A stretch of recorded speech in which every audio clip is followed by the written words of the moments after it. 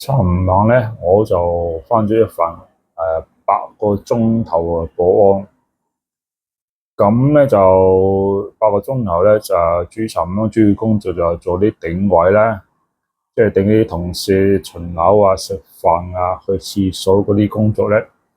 咁8個鐘頭除咗頂呢位之外咧，加埋自己食飯咧時間咧，咁大概實質工作咧，大概都係6個鐘頭鬆啲左右啦。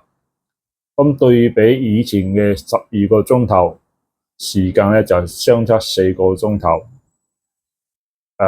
感覺上時間就過得好快。當然啦，8個鐘頭同12個鐘頭人工當然係相差一大截啦。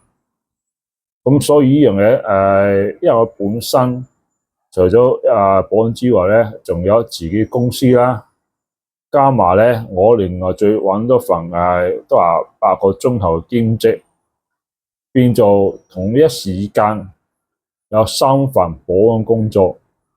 咁2份咧就叫做打工，一份咧就叫做自己做生意。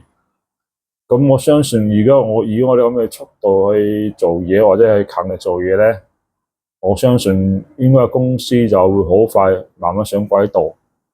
所以其實保安咧呢行真係好缺人，只要你肯做咧，就唔怕話冇嘢做咧。